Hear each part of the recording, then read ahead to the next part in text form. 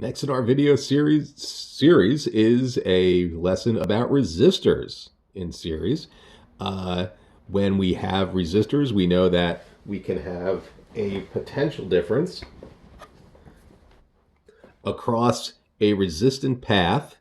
And in this case, we've got a 10 volt battery across a 2 ohm resistor. And you know how much current is going to flow around there in this circumstance.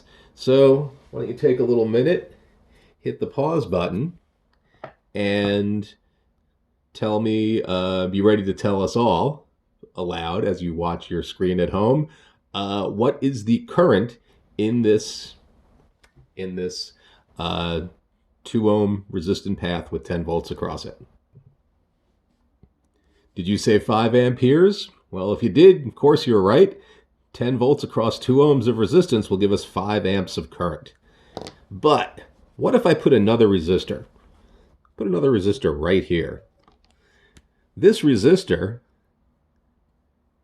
which we'll say is 3 ohms, this 3 ohm resistor is unavoidable by any current that wants to travel around this circuit, which means any current that flows through the 2 ohm resistor must go through the 3 ohm resistor.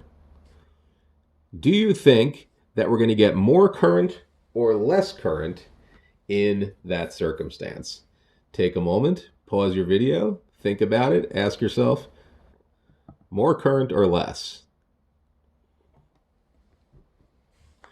Well, if you thought less current, of course you're right. There is more resistance as we travel around the loop than there was before. But how do we quantify how much more resistance? In this case, it's very simple. 2 ohms of resistance plus 3 ohms of resistance means 5 total ohms of resistance.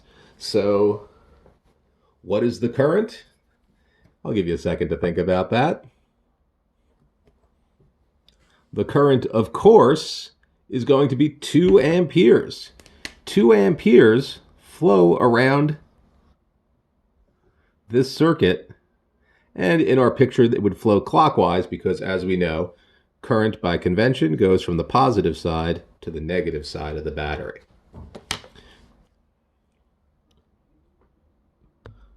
So let's take a moment to think about what this means to the potential difference across our 2 ohm resistor.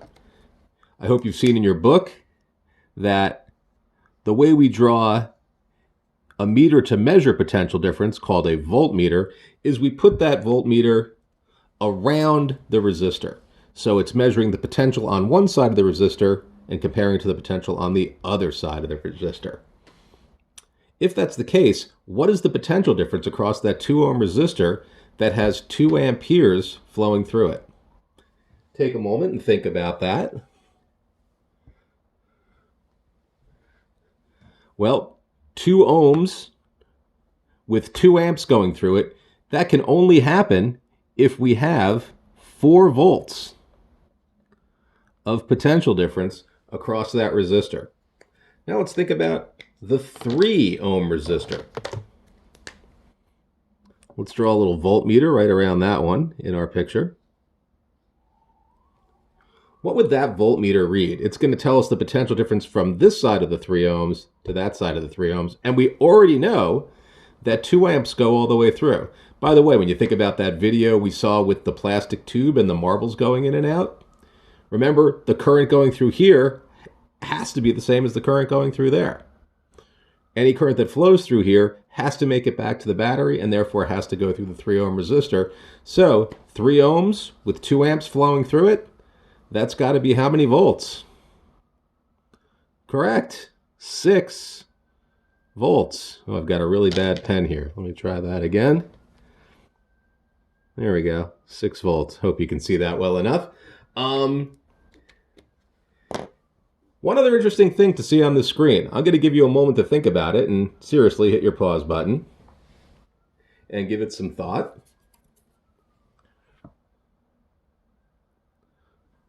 Okay, so now you're back, and I hope you've thought about what's interesting on this screen right here. 10 volts right here in the battery. 4 volts here, 6 volts there. Coincidence? I think not. Of course not.